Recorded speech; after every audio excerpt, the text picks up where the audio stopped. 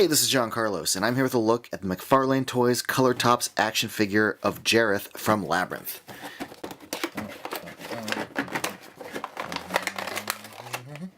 This is not the first Goblin King figure that's been made in this scale. NECA has already made two as part of their Cult Classics line. The first one was with Jareth in his first scene when he shows up in Toby's room with Sarah, and then the second one was like his more traditional, like gray tight pants and the kind of burgundy leather jacket. Those were cool, but I always wanted like the masquerade ball costume, and here we finally get it, and it looks great. Although I do find it interesting that, you know, back in the day, McFarlane Toys used to make all these action figures, and then NECA kind of did like later editions of them, and you know, you always find yourself comparing them to the old McFarlane toys. Here we actually have a toy that NECA did first, and now I find myself comparing it. So it's, you know, kind of a fun swappy. I can't deny here the sculpt is great. I mean, that is kind of, you know, what McFarlane is known for, almost to a fault, in that sense that they tend to care more about sculpt than they do about articulation. However, in this case, you do need strong sculpt and less articulation. I'll explain why in a moment, but just look at the details there in the chest. All the details, like in just like the sculpt of like the ruffles there, not just in the outer kind of lapel of the jacket, but in the shoulder piece here. I mean, the wrinkling of the like the torso and the sleeves is nice, but all the little kind of lines and details on the sleeve, on the belt area, the pants and boots, nothing, you know, wild to rave about. They're wrinkly pants and boots. There's a good sculpt to the drape of his coat, though. And then you look at all the work in the back here. Really, really strong stuff. In fact, I'm going to try to get a little bit closer and see if we can kind of take a better look at... Yeah, there we go. Look at all that. Somebody had to sculpt all that. Looks great. Unless it's all designed in a computer in 3D, but who the hell knows. Either way, it's impressive. The head, I think, is also pretty darn impressive. This is a really good sculpt from McFarlane. I mean, the nose, the cheekbones, the lips... This undeniably reads like David Bowie. I mean, just look at the eyes and like the ridge, you know, where his eyebrows, like where his brow meets the top of his eyes. That totally reads like Bowie, and it reads like it from lower angles and from upper angles. The chin, all of it, great work. And you know what? The paint is really clean on the lips, the eye makeup, his eyes. It's really, really, really great work. I think that turned out fantastic. Now, getting his sort of big feathery hair as a sculpt would be challenging, and I think in this kind of plastic form, this works.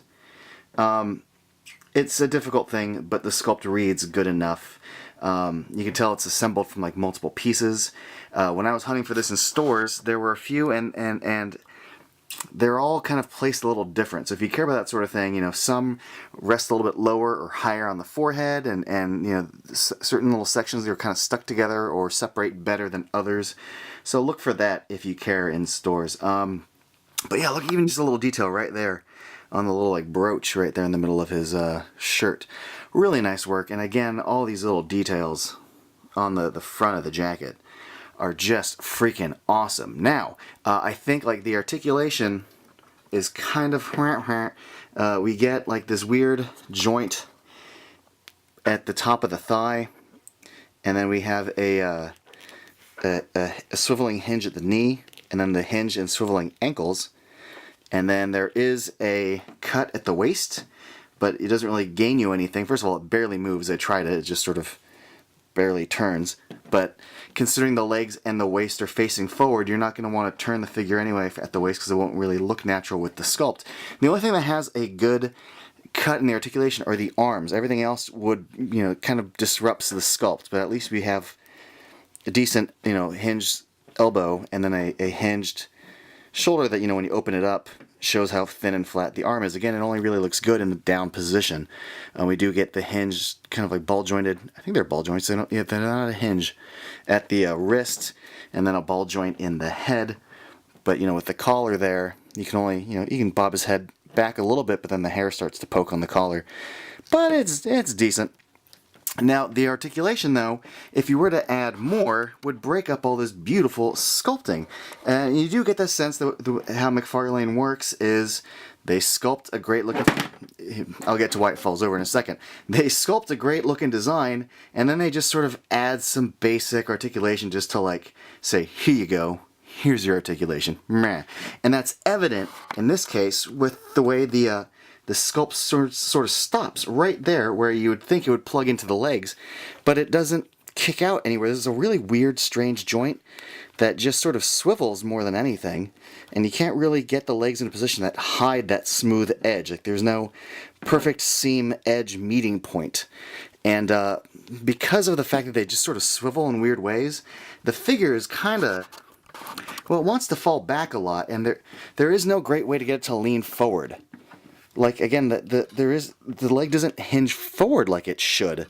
And since we're dealing with these little, like, heeled boots, it'd be nice if you just bring the legs forward like any normal-ass action figure, but McFarlane doesn't make normal-ass action figures, and you can't bend the knees forward, then it would look weird. So the figure comes with a figure stand. I'm glad it does, because the limited articulation does not help if you want to pose this figure in a more balanced way.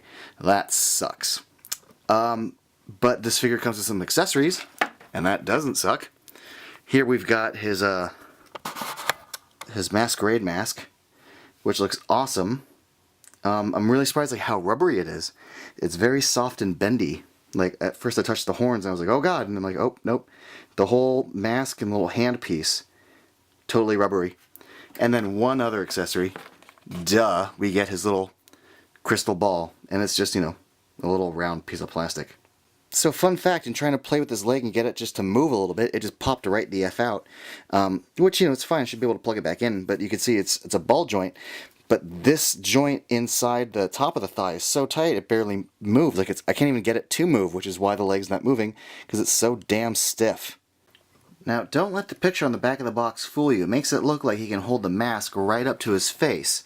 And, you know, from a direct camera position right here, it looks kind of good, but then you realize, you know, he can only bring his arm up to there. And I've tried, you know, little positions, but there is no other way to get the mask closer to his face. You can bring the shoulder down, the elbow doesn't go up, the wrist doesn't help you out at all.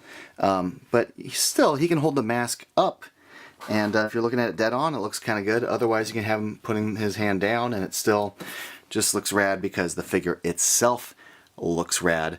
I may have complained a lot about the articulation, but I dig this figure because only if you're an articulation junkie do I bring all those points up. I still think the sculpting work that McFarlane does as a company is pretty darn phenomenal most of the time, but in this case it absolutely is.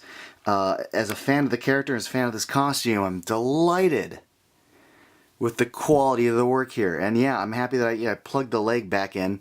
It still doesn't swing out good, but I did manage to like swivel the knee out and cheat the ankle a bit, so at least now he can stand pretty good without having to use the figure stand. And it is nice that the little figure stand has the movie logo on it there, and it actually has Jim Henson's name on it. That's nice. But yeah, come on, this is great. Just great. And I love the shine of the blue they used. The dark wash there, the wrinkles at the bottom, just all the detail work. And I know I've talked about the detail in the sculpt and the nice little golden blue paint a lot, but come on, this is really good work. And for like, you know, a $20 figure, you're getting some really, really strong details. Oh, and one last observation before I go. I took a closer look at the face, and I saw that the reason why the eye makeup and the eyes look so clean and so detailed is because it's printed on, it's not actually painted on. This is that newer technique where they print the details onto the figure. So the lips, the eyes, the eye makeup, all printed on, even just the shade of his cheeks. It's all printing, it looks great. I think this figure looks rad. Thanks for watching, everybody. And if you want, follow me on Instagram, Facebook, all that stuff.